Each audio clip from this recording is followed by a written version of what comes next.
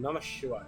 शिव पुराण की रुद्र संहिता के इस अध्याय में कामदेव के नामों का निर्देश, उसका रति के साथ विवाह तथा कुमारी संध्या का चरित्र, वशिष्ठ मुनि का चंद्रभाग पर्वत पर उसको तपस्या की विधि बताना के बारे में जाने। ब्रह्मा जी कहते हैं, मुने, तदनंतर मेरे अभिप्राय को जानने वाले मरीचि आदि मेरे पुत्र सभी मुनियों ने उस पुरुष का उचित नाम रखा। दक्ष आदि प्रजापतियों ने उसका मुंह देखते ही परोक्ष के भी सारे वृत्तांत जानकर उसे रहने के लिए स्थान और पत्नी प्रदान की।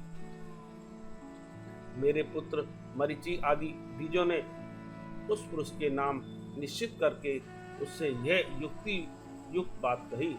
ऋषि बोले, तुम जन्म लेते ही हमारे मन को भी मतने लगे हो, इसलिए लोक में मंथन नाम से विख्यात हो गए। मनोभव तीनों लोकों में तुम इच्छानुसार रूप धारण करने वाले हो। तुम्हारे समान सुंदर दूसरा कोई नहीं है, अतः काम रूप होने के कारण तुम काम नाम से भी विख्यात हो। लोगों को मत बना देने के कारण तुम्हारा एक नाम मदन होगा। तुम बड़े दर्प से उत्पन्न हुए हो, इसलिए दर्पक कहलाओगे, और सदर्प होने के कारण ही जगत में कंदर्प नाम से भी तुम्हारी ख्याति होगी। समस्त देवताओं को सम्मिलित बल पराक्रम भी तुम्हारे समान नहीं होगा, अतः सभी स्थानों पर तुम्हारा अधिकार होगा और तुम सर्वव्यापी होगे। जो आदि प्रजापति हैं वे ही ये पुरुषों में श्रेष्ठ दक्ष तुम्हारी इच्छा के अनुसार पत्नी स्वयं देंगे। वह तुम्हारी कामनी तुमसे अनुराग रखने वाली होगी। ब्रह्मा जी ने कहा, मुने, तदनंतर मैं वहां से अदृश्य हो गया। इसके बाद दक्ष मेरी बात का स्मरण करके कंदर्प से बोले, कामदेव, मेरे शरीर से उत्पन्न हुई मेरी यह कन्या सुंदर रूप और उत्तम गुणों से सुशोभित है। इसे तुम अपनी पत्नी बनाने के लिए ग्रहण करो। यह गुणों की दृष्टि से सर्वथा तुम्हारे योग्य है। महातेजस्वी मनोभव, यह सदा तुम्हारे साथ रहने वाली और तुम्हारी रुचि के अनुसार चलने वाली होगी। धर्मतः यह सदा तुम्हारे अधीन रहेगी। ऐसा कहकर दक्ष ने अपने शरीर के पसीने से प्रकट हुई उस कन्या का नाम रति रखकर उसे अपने आगे बैठाया और कंदर्प को संकल्प पूर्वक सौंप दिया। नारद दक्ष की वह पुत्री रति बड़ी रमणीय और मुनियों के मन को भी मोह लेने वाली थी। उसके साथ विवाह करके कामदेव को भी बड़ी प्रसन्नता हुई। अपनी रति नामक सुंदरी स्त्री को देखकर उसके हाव भाव आदि से अनुरंजित हो कामदेव मोहित हो गया। तात उस समय बड़ा भारी उत्सव होने लगा जो सबके सुख को बढ़ाने वाला था। प्रजापति दक्ष इस बात को सोचकर बड़े प्रसन्न थे कि मेरी पुत्री इस विवाह से सुखी है। कामदेव को भी बड़ा सुख मिला, उसके सारे दुख दूर हो गए। दक्ष कन्या रति भी कामदेव को पाकर बहुत प्रसन्न हुई। जैसे संध्या काल में मनोहारिणी मिथुन माला के साथ मेघ शोभा पाता है, उसी प्रकार रति के साथ प्रिय वचन बोलने वाला कामदेव बड़ी शोभा पा रहा था। इस प्रकार रति के प्रति भारी मोह से युक्त रतिपति कामदेव ने उसे उसी तरह अपने हृदय के सिंहासन पर बिठाया जैसे योगी पुरुष योग विद्या को हृदय में धारण करता है। इसी प्रकार पूर्ण चंद्रमुखी रति भी उस श्रेष्ठ पति को पाकर उसी तरह सुशोभित हुई जैसे श्री हरि को पाकर पूर्ण चंद्रान्ना लक्ष्मी शोभा पाते हैं। ब्रह्मा जी का यह कथन सुनकर मुनि श्रेष्ठ नारद मन ही मन बड़े प्रसन्न हुए और भगवान शंकर का स्मरण करके हर्षपूर्वक बोले, महाभाग विष्णु शिष्य महामते विधाता, आपने चंद्रमौली शिव की यह अद्भुत लीला कही है। अब मैं यह जानना चाहता हूँ कि विवाह के पश्चात जब कामदेव प्रसन्नता पूर्वक अपने स्थान को चला गया, दक्ष भी अपने घर को पधारे तथा आप और आपके मानस पुत्र भी अपने अपने धाम को चले गए, तब पितरों को उत्पन्न करने वाली ब्रह्म कुमारी संध्या कहाँ गई? उसने क्या किया और किस पुरुष के साथ उसका विवाह हुआ? संध्या का यह सब चरित्र विशेष रूप से बताइए। ब्रह्मा जी ने कहा, मुने, संध्या का वह सारा शुभ चरित्र सुनो, जिसे सुनकर समस्त कामनियां सदा के लिए सती साध्वी हो सकती हैं। वह संध्या जो पहले मेरी मानस पुत्री थी, तपस्या करके शरीर को त्याग कर मुनिश्रेष्ठ मेघातिथि की बुद्धिमती पुत्री होकर अरुंधति के नाम से विख्याति उत्तम व्रत का पालन करके उस देवी ने ब्रह्मा विष्णु और महेश्वर के कहने से श्रेष्ठ व्रतधारी महात्मा वशिष्ठ को अपना पति चुना। वह सौम्य स्वरूप वाली देवी सबकी वंदनीय और पूजनीय श्रेष्ठ पवित्र पतिव्रता के रूप में विख्यात हुई। नारद जी ने पूछा, भगवान संध्या ने कैसे, किस लिए और कहाँ तप किया? किस प्रकार शरीर त्याग कर वह मेघातिथि की पुत्री हुई?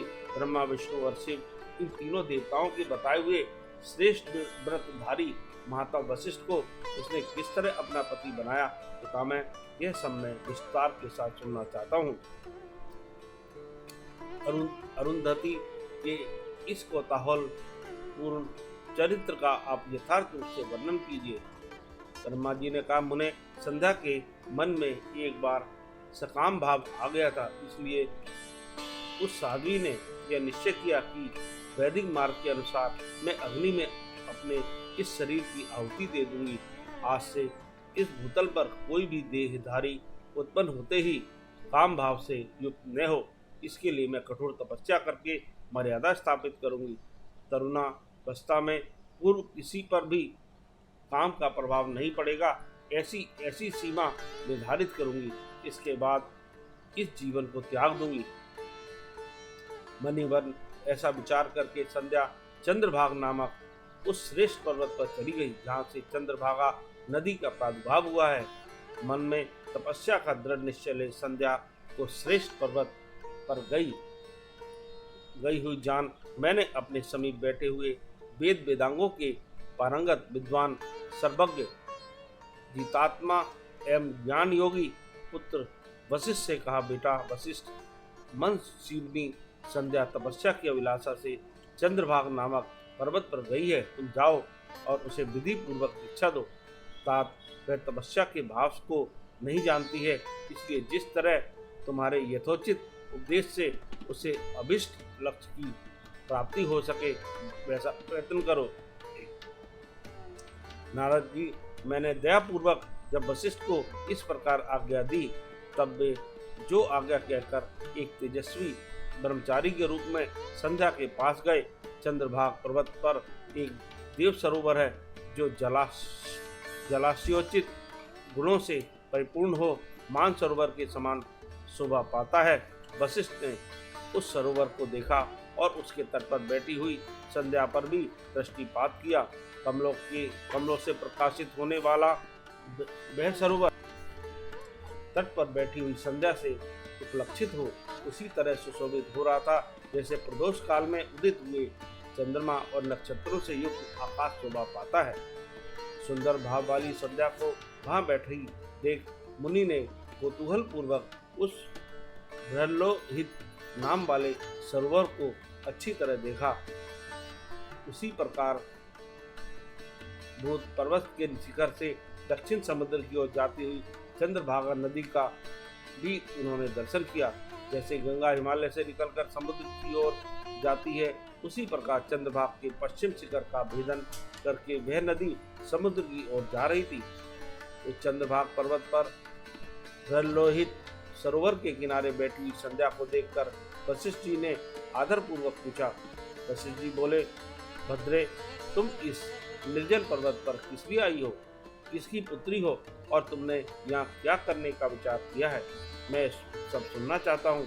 यदि छिपाने योग्य बात न हो तो बताओ। उसकी यह बात सुनकर संध्या ने उन महात्मा की ओर देखा। वे अपने तेजस से प्रज्वलित अग्नि के समान प्रकाशित हो रहे थे। उन्हें देखकर ऐसा जान पड़ता था मानो ब्रह्मचर्य देह धारण करके आ गया हो। वे मस्तक पर जटा धारण की बड़ी शोभा पा रहे थे।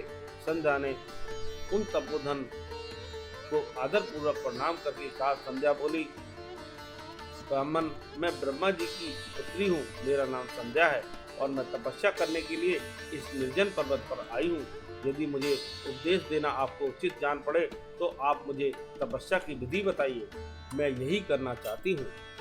दूसरी कोई भी गोपनीय बात नहीं है।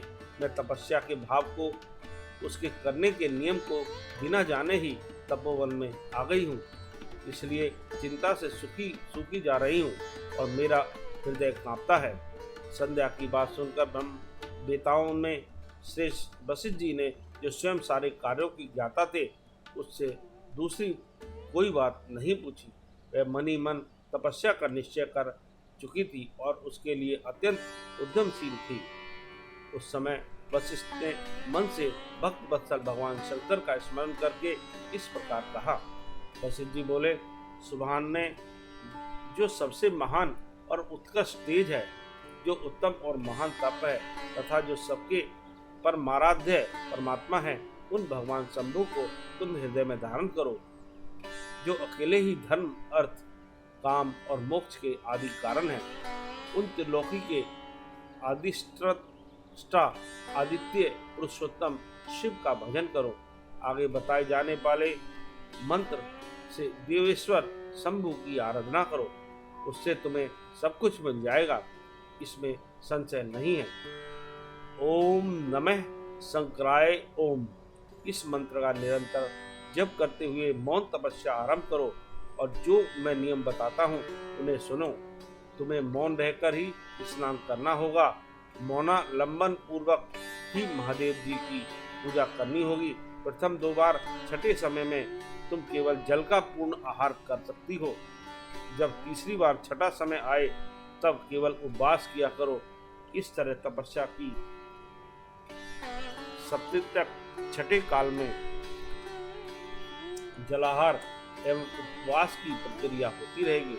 देवी इस प्रकार की जाने वाली मौन तपस्या ब्रह्मचार्य का फल देने वाली तथा संपूर्ण अभिष्ट मनोरथों को पूर्ण करने वाली होती है। यह सत्य है, इसमें संशय नहीं है। अपने चित्त में ऐसा शुभ उद्देश्य लेकर इच्छा अनुसार शंकर जी का चिंतन करो। ये प्रसन्न होने पर तुम्हें अवश्य ही अभिष्ट फल प्रदान करेंगे। इस तरह संध्या को तपस्या करने की विधि का उपदेश दे मुनिवर वशिष्ठ यथोचित रूप से उससे विदा ले वहीं अंतर्ध्यान हो गए। इस प्रकार रुद्र संहिता का 3रा और 4था अध्याय समाप्त होता है। ओम नमः शिवाय।